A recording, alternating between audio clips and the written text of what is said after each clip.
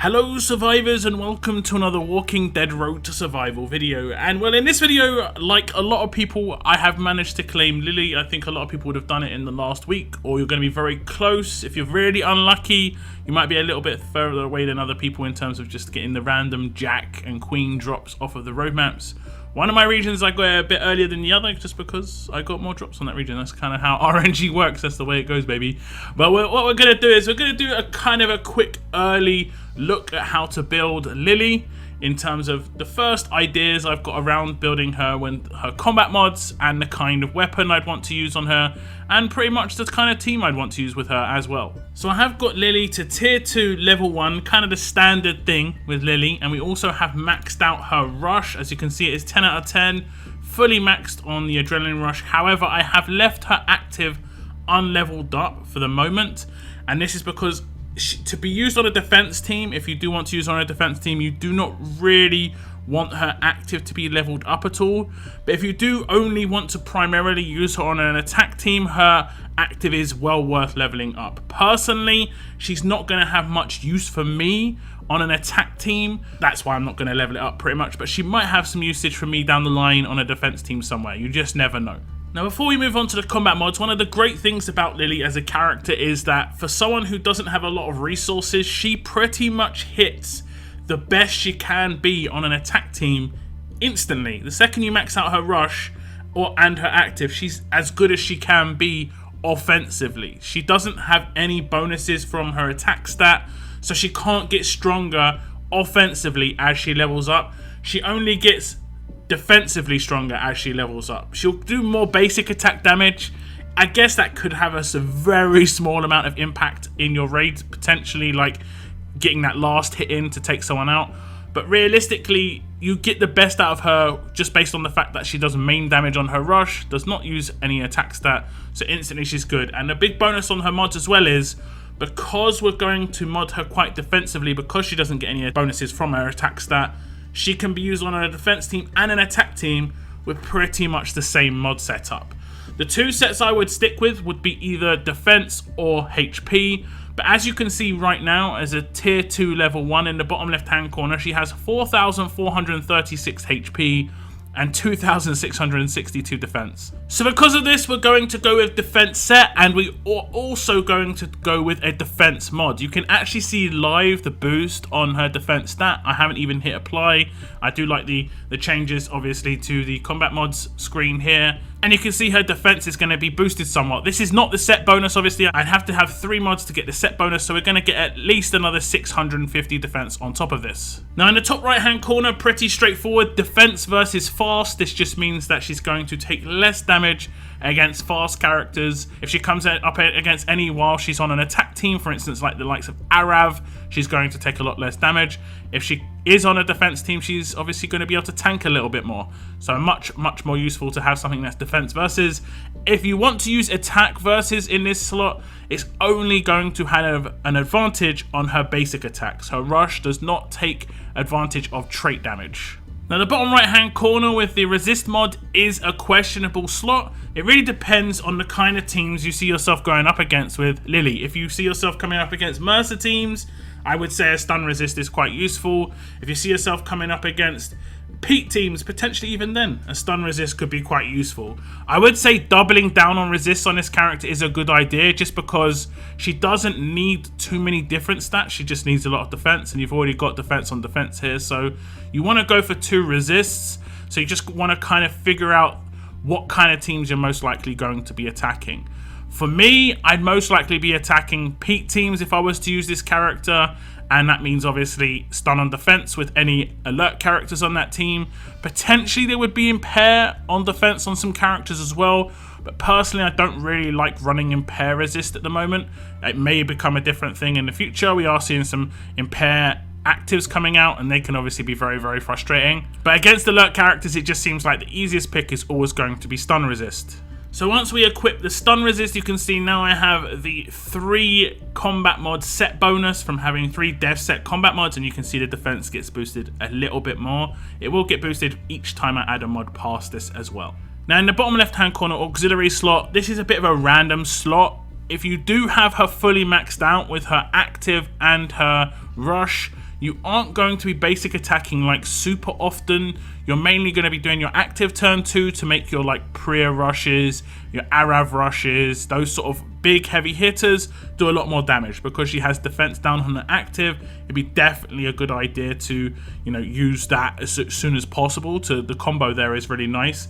So AP drain may not be super useful because obviously the first turn AP drain is not great. It will potentially negate the first turn AP gain from defense teams just from taking damage, but it isn't that big a deal generally speaking. Unless a rampage goes off, it can sometimes come in handy, but it is RNG, very low chance for it to happen. You could potentially go with burn or bleed to try and increase her damage output as a character, and it can be quite nice to get that roll in. Sometimes if you've got a really good burn mod, just to have that just going around a defense team as you take them out, it obviously gets passed on to the next person, can be quite nice there. However, if you are using her on an attack and your defense team, you might want to go with a bit more of a basic one. And I think AP Drain is probably the easiest one to pick up in this case. So in the wild card slot, like I said, I would double down on resist just because it is a character that you're not really going to have to get huge amounts of stats on her with. You could potentially add another defense versus if you thought maybe, you know, defense versus tough could be good as well, because obviously tough, a lot of tough characters out there, very heavy hitting. On defense or attack, she's going to be attacked by tough characters on a regular basis, so that could be a way to go. But resists, I think, are a good idea. Always a good idea to double down on resist on defensive characters. The resist you want to go for, I would probably keep it to something like confuse resist or taunt resist, because you are seeing more confuse and taunt characters on defense teams now. And Princess is pretty much in every single Pete team I see, and she will go off turn 2 if you don't take her out. So unless you're focusing her and guaranteeing the takedown, you're going to need taunt resist here. I would say it's just a safe bet regardless. You have the likes of Shiva, Trader, and Princess on those teams, like I say. They've all got taunt. It's just a safe bet. So now you can see all the mods I've got on this character, and you can see that also the defense has been boosted by quite a bit. Overall, we get the 650 mod bonus, and you can get up to 650 on the mod itself as a gold mod. You can get up to over 1300 on a defense mod as well if it is platinum, so you can get that defense rating nice and high. Now, when it comes to a weapon, you want to start off with a weapon that has either 30% defense or 30% HP on it. It is harder to come by HP weapons for tough weapons. There are a lot more defense weapons. It was very hard to come by either for a very long time as well. I would say defense weapon would probably be the best way to go, just because her defense stat is lower than her HP. But you can't really make a bad choice here. If you already have a HP percentage weapon already built up, where it has like impair on defense or elusive impair, that's absolutely fine. So a weapon like this is great. You do need AP on attack if you want her to rush turn 3 naturally on an attack team. Now, she will obviously lose out on that natural rush if she does do her active, but you are in control of whether that happens or not. You do need at least very large AP as well. Don't worry too much about getting huge, so you don't have to reset the weapon, or you don't have to upgrade the very large again to try and get huge if you don't get huge. Very large is absolutely fine. You want to try and go for as high a defensive bonus as you can, so if you can start off with a weapon that already has defense on it, all the better. If you are newer to the game, you don't have much resources to get a good weapon like an impair on defense weapon, there are weapons that actually drop in the 4-star weapon wheel. One of them here is Clementine Shotgun. You can also see Tyrese's shocking LMG on the left hand side. They both are impair on defense, but they don't have the best stats otherwise. And like I said, I would just add 30% HP or 30% defense, AP on attack, and then upgrade whatever stat you added onto it. So now we have the weapon in Lily's hands. You can see her defense has been boosted to 4,798, and she has 4,436 HP. Remember, this is tier 2 level 1, so that stuff is going to get boosted really quite high. If she was behind a defense leader as well, that would increase furthermore. If you did use her behind a leader that gave a percentage bonus to only one of the stats, for instance, Angel here only gives a percentage bonus to defense. it would be better to use a defense percentage weapon because it actually gives a little bit more of a bonus if you double up on the percentage bonuses. Right now you can see my Angel is fully maxed out vet rings. She is defensively modded as well. She has got a defensive weapon in her hands with the 40% defense lead, and she only has 1,000 more defense than Lilly. Her stats can get massively high as a maxed out S-class with weapon, vet rings, all that good stuff. And this is how she would look fully maxed out, and obviously having a defensive weapon behind a defensive leader. At this point you may think that she actually has maybe too much defense versus her HP, and you might want to balance things. That's mainly an issue on a defense team. On an attack team, it doesn't matter as much. And that's mainly because of the fact that on an attack team as a leader, and that would be the only time I'd ever use Lilly, it would be as a leader. She doesn't get the multiplier anymore from the leader bonus from Angel, so it's very much the same in terms of her HP and her defense rating. Now when it comes to building teams with Lilly, I would definitely say the way to go is to build the teams with 2 damage dealers at least. And your primary damage dealers are going to be the following. Priya, Arav, Mercer and Princess are going to work fantastically well with Lilly's leader skill. Their damage output is going to be extremely high, and all of these characters are very good against peak teams, which is where I'd say Lilly is going to be primarily used. The issue you've got is how much do you sacrifice? I would say at least 1 or 2 of these characters have to be sacrificed for a support character like a command, and potentially someone who can control early on, or someone who can make you gain AP. For instance, a dot command combo with 2 of these damage dealers would be pretty sufficient. At that point though, you are going to run the risk of running into certain specialists which you're going to struggle heavily against if you don't have Princess. So it could potentially literally just come down to Priya, Arav or Mercer if you have all 4 of these characters. Which one of these guys would you primarily want to take? If you had a Rampage Priya, do you think she's good enough to be the primary choice? Arav's damage output is going to be absolutely immense with a Lilly leader because he's going to get a 50% attack boost. And Mercer's got an extremely quick rush, very nice control, and heavy damage to 3 characters. It might be worth testing them out as you go, but for my tests, I'm going to run this particular combo. We're going to be using Lilly as a leader, and my primary damage dealers are going to be Princess and Arav. So for the last 2 slots, the easy picks for me would be Dr. Stevens, just because then you're going to be getting Arav his rush as soon as possible. This is obviously really important. And then Slater has just been handed out to everybody. Make sure you check your offers section in game. It was a free offer for him, so he would be an easy pick command. He does start as a 6-star as well, in basically giving him away. And he is a good command because he has an active revive. Both of these characters will also gain the bonus of Lilly's leader skill, which doesn't mean too much. They'll get a bit of attack, but they'll also get AP on attack if they do any basic attacks. So that will be a nice little boost. Okay, so this is one of the teams we're going to be attacking. It's going to be a bit more of a free-to-play team, but it's just going to be something that a lot of people are going to run into in terms of the sort of power of these sort of teams. Obviously, you want to check out what weapons everybody has. I know, obviously, where the windows are. Generally speaking, Princess is the window, and at this point, you want to get your rushes on Arav and Princess, or whoever the 2 damage dealers that you picked, and you do that by doing their basic attacks, and then doing the active of Dr. Stevens afterwards. If you do take Arav, it is quite important to control Angel and at least hopefully taunt her. We do. And this is so that Arav does not get exhausted and so that he can actually do his rush. And we will do a basic attack with Lilly. And she nearly gets her rush. But this turn, what we're going to do is we're actually going to use her active. And what her active does is it debuffs the opponent. If we do a long press here, I'll just read it out. It says up to 2 enemies get minus 50% defense and 100% heal reduction for 2 turns. This character gains 35% AP. So when I do this active, and I'm going to do it on the Princess here just to definitely take her out, she should be out anyway, and it's actually going to do it to a line. I don't think it's meant to be a line, so that was kind of RNG, which is good for me because I have 2 line damage characters, but basically 250% defense here. If we follow it with Arav, his damage output should be pretty nice, and they've got 100% heal reduction, so they're not going to be able to get revived for 2 turns.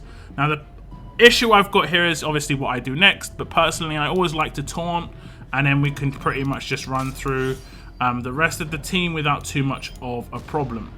Now we'll see what sort of rush Lilly has. If we do it against Pete here, we'll see that it should just do 5,000 maim damage, and that's what happens when you do 5,000 maim damage. It's pretty much as simple as that. You can follow up with like an Arav rush to finish things off, and then it is pretty much GG.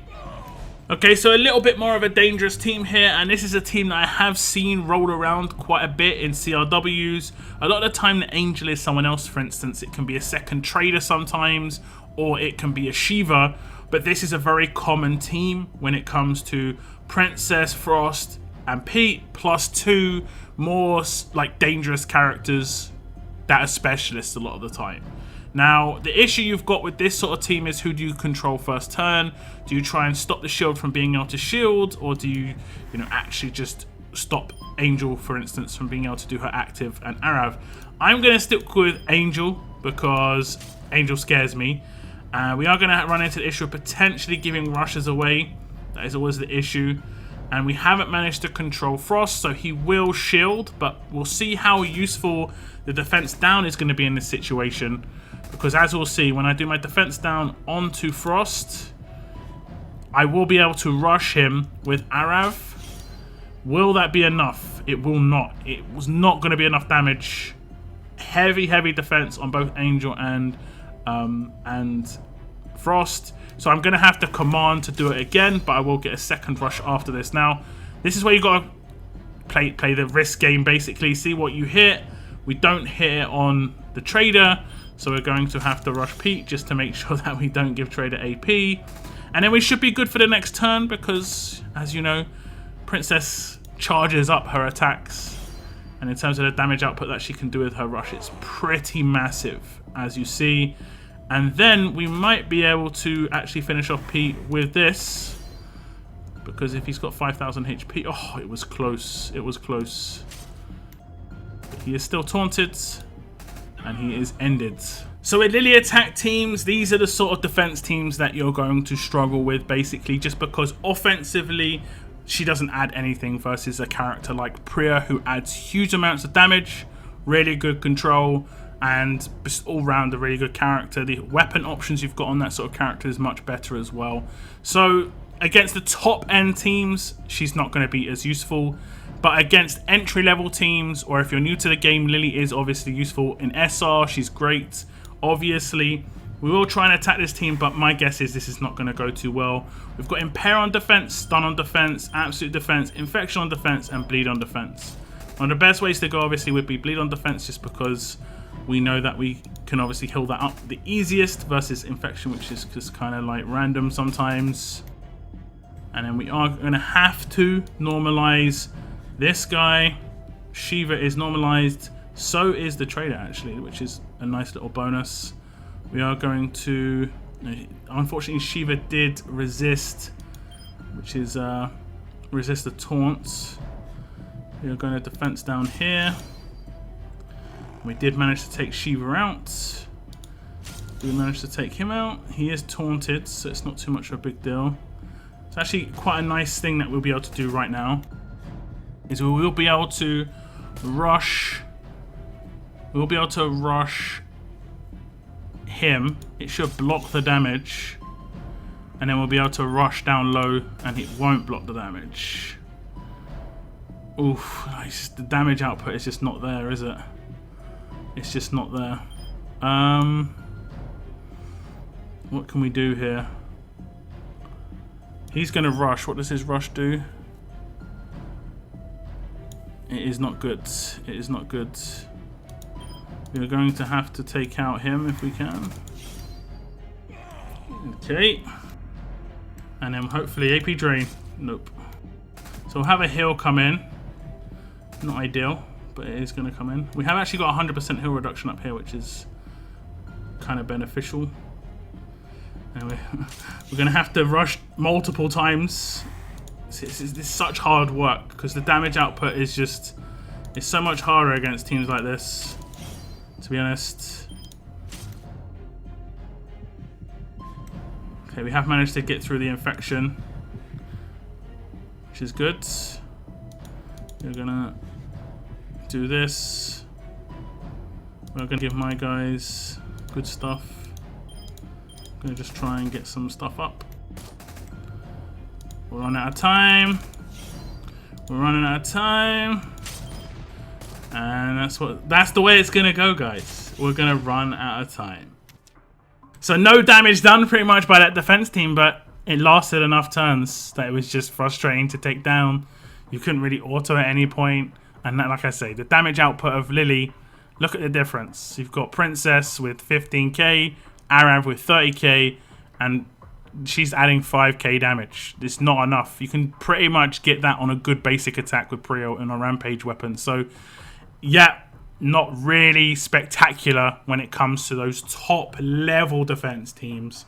But like I said before, pretty decent otherwise. So that's going to be Lilly as an S-class character. Like I said, you don't get much difference between her being entry level or maxed out as a character. She doesn't offer too much offensively regardless of what level she is. So you don't have to really go too hardcore on using your resources to rank her up and level her up. Unless you really want to use on your defense team, then you can go that way if you so wish. Do tell me your thoughts, however, on the kind of team builds you're wanting to use Lilly in. Have you claimed her? Are you going to use her? Let me know in the comments. That is the end of my video. Thank you very much for tuning in. And as always, keep on surviving, guys. Keep on surviving.